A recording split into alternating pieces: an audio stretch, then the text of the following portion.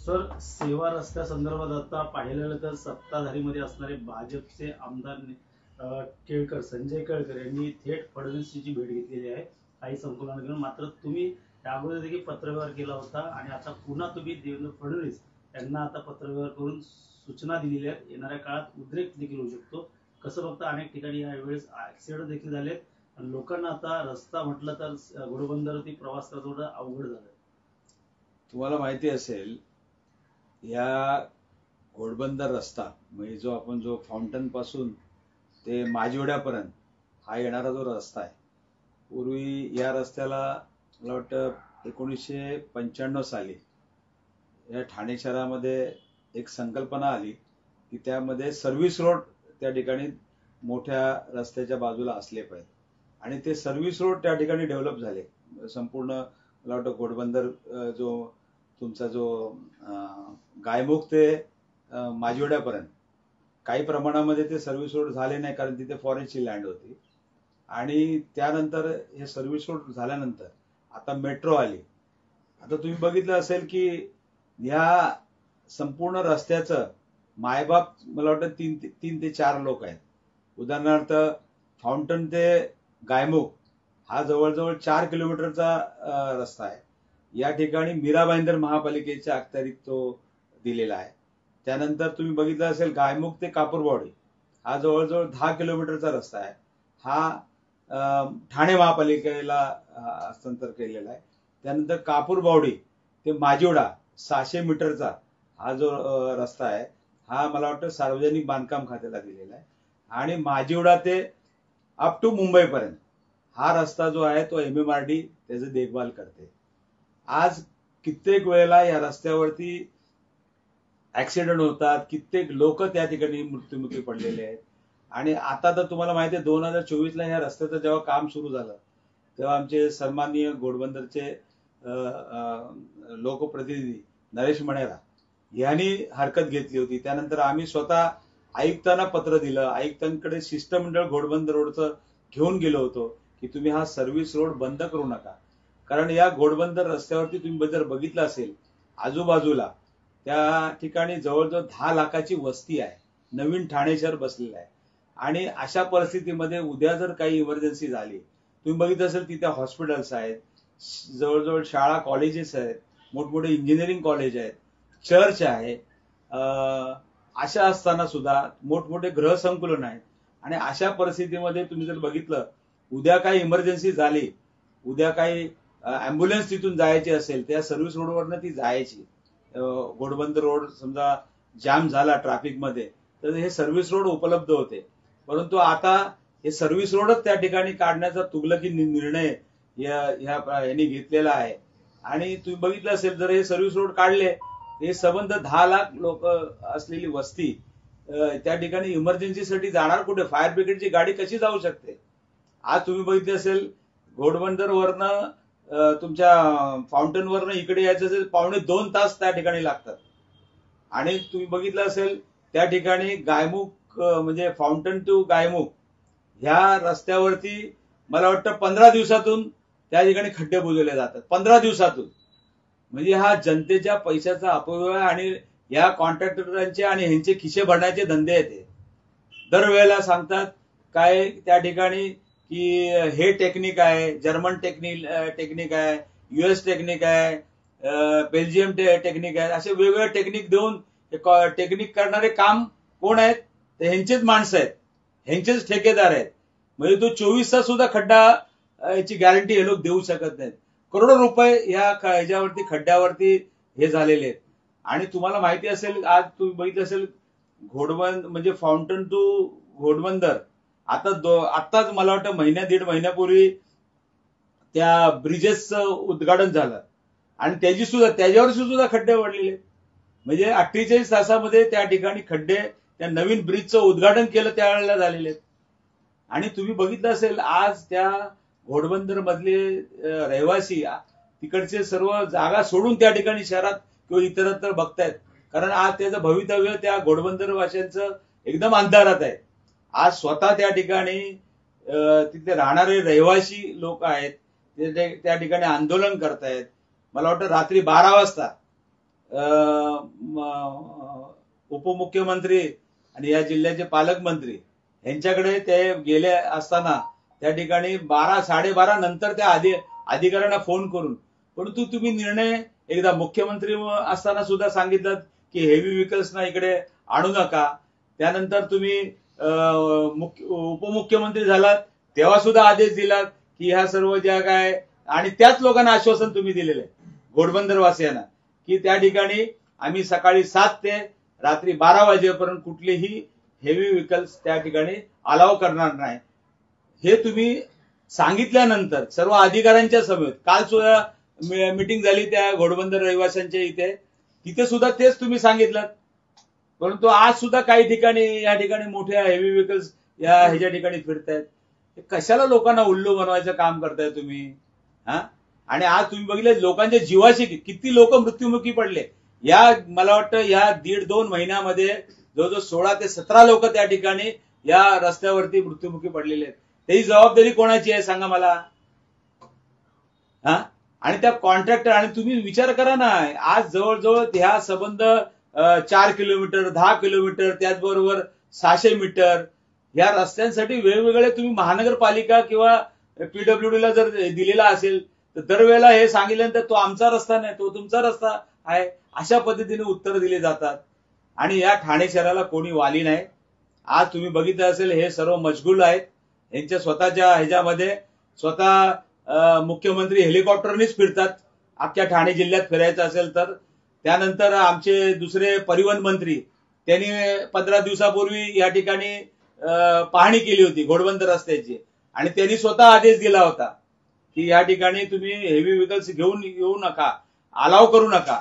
त्याला सुद्धा आज किती दिवस झाले तरी सुद्धा त्यांचं, म्हणजे ह्यांचं कोण ऐकत नाही का सांगा मला? ह्यांचं कोणी या मंत्र्यांचं इथले अधिकारी ऐकत नाहीत का काय? त्याचं गोडोगंबल काय ते मला वाटतं लोकांना समजलं पाहिजे. आणि म्हणून आज तुम्हाला माहिती असेल लोक रस्त्यावर उतरून आंदोलन करतायत.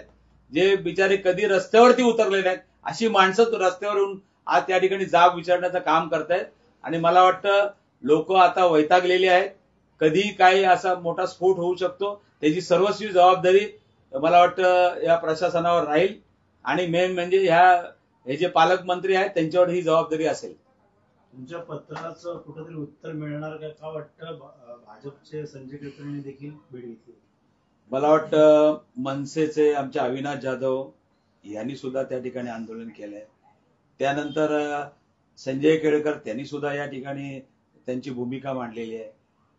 आज तुम्ही बघितले असेल आम्ही सुद्धा गेले वर्षभरापासून सांगतोय की हा सर्व्हिस रोड तुम्ही करू नका. आम्हाला आयुक्त ठाणे महापालिका सौरव राव यांनी आम्हाला आश्वासन दिलं होतं की MMRD बरोबर आम्ही मीटिंग लावतो, परंतु आज सगळ्यात जवळजवळ 1 वर्ष व्हायला लागलं या ठिकाणी कुठलीही मीटिंग लावली नाही. आणि रोज आज जवळजवळ त्या ठिकाणी 1,500 ते 2,000 झाडं कापली या लोकांनी. आणि कशी परवानगी या महानगरपालिकेने दिली मला समजत नाही. आज एवढी मोठी झाडं त्या ठिकाणी लावली होती, ती झाडं तुम्ही कापली. आज संबंध 500 कोटी रुपये तुम्ही त्या रस्त्यासाठी खर्च करतायत, तरी सुद्धा रस्त्यावर खड्डे आहेत. आणि कुठल्याही प्रकारचं नियोजन नाही, कोण काम करते त्याचं नियोजन नाही.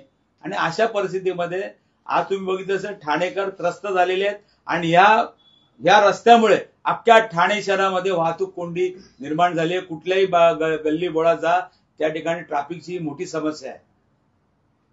मरण पावलेला माणूस असेल या निधन पावलेला माणूस असेल त्याचा पितृपक्ष घातला होता. मात्र सध्या पितृपक्ष सुरू आहे का वाटतं येणाऱ्या काळात घोडबंदर रस्त्यावरती शिवसेना ठाकरे गट याकडनं आता अशा प्रकारचा पितृ?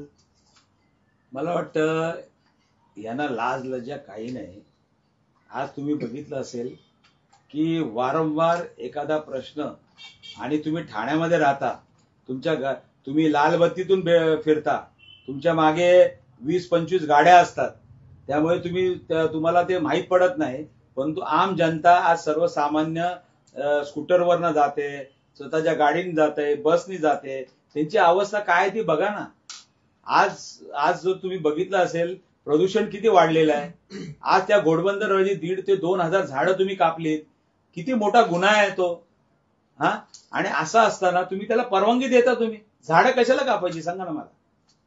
आज एवढी मोठी झाडं त्या ठिकाणी लावलेली होती, ती मोठी झाडं त्या ठिकाणी तुम्ही कापलीत.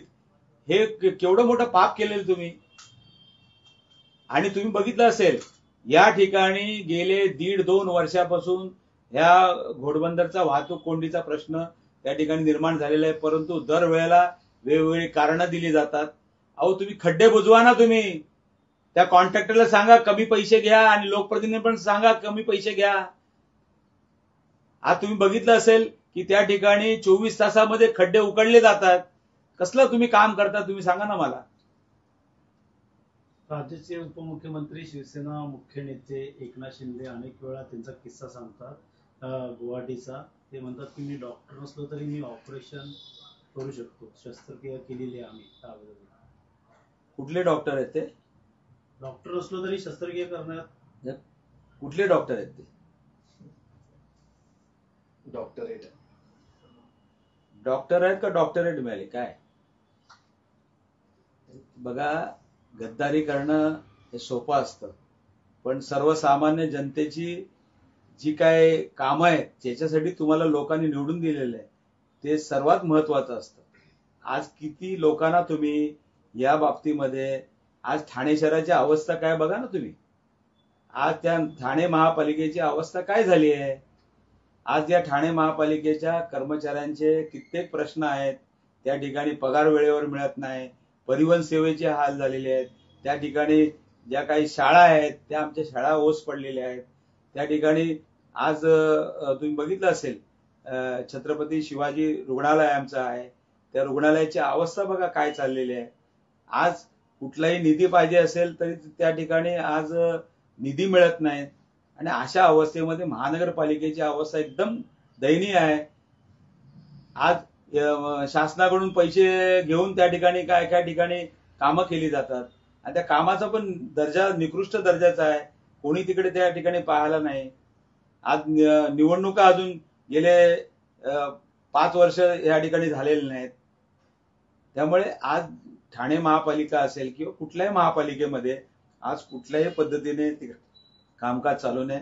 प्रशासन आणि अधिकारी या लेवलवरती ते काम चालू आहे. बाकी इथे कोणी लोकप्रतिनिधी किंवा आज कुठलंही कोणाचं काय ऐकलं जात नाही. आज तुम्ही बघितलं असेल पोलीस खात्यावरती पण ताण आहे. पोलीस खात्यामध्ये आज बिचारे त्यांच्याकडे कर्मचारी नाही, कारण कर्मचारी यांच्या सुरक्षेसाठी आहेत. आज कित्येक ठिकाणी कुठल्या पक्षातून प्रवेश केला की त्याला 2 बॉडीगार्ड गनवाले दिले जातात. हे काय शासनाचं कर्तव्य आहे का? नाही तर एकतरी लावून तरी टाका, महाराष्ट्र शासन काढून टाका आणि तिकडे महायुती असं करून ते हे लावून टाका, म्हणजे ती काय सर्व तुमचीच प्रॉपर्टी होऊन जाईल. आज तुम्ही बघितलं असेल, आज तुम्ही संरक्षणाच्या बाबतीमध्ये बघितलं असेल, त्या ठिकाणी ट्रॅफिकला आज सर्व ठिकाणी तुम्हाला वॉर्डन दिसतात, पोलीस कमी दिसतात, परंतु ते काय करणार सांगा ना मला. दर कुठे आज एवढ्या मोठ्या संख्येने प्रवेश केला तर प्रत्येकाला प्रवेश केल्यानंतर 2 बॉडीगार्ड दिले जातात. सचिन जोशी आमचे, ज्यांना ईडीची नोटीस आली होती, त्यांना किती पोलीस बंदोबस्त आहे माहितीये का? गन घेऊन फिरतात ते अख्ख्या ठाणे शहरामध्ये. त्यांना कोण त्यांना हे करणार आहे? कित्येकांना ते प्रोटेक्शन दिलेलं आहे सांगा मला. त्यामुळे आज बघा तुम्ही सर्वसामान्य जनता यामध्ये होरपळते. आज कुठल्याही या ठाणे शहराचं नियोजन नाही.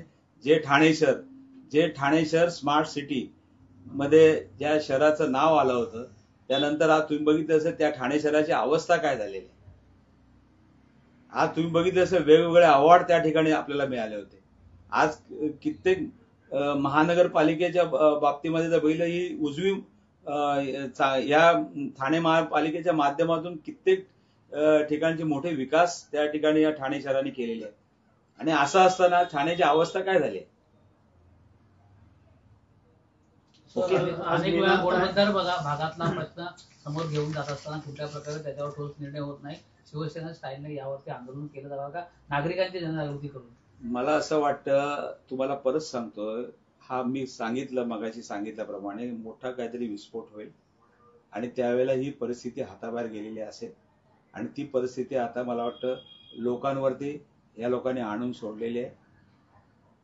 आज तुम्ही दिलेले जे आदेश आहेत तेच पाळले जात नाही. 3 वेळा तुम्ही आदेश देऊन मुख्यमंत्री असताना सुद्धा सांगितलं होतं तुम्ही की त्या ठिकाणी हेवी व्हेकल्स आम्ही सकाळी 7 ते 12 वाजेपर्यंत करणार नाही. तिसऱ्या दिवशी ते त्या ठिकाणी हेवी व्हेकल्स आतमध्ये चालू होत्या.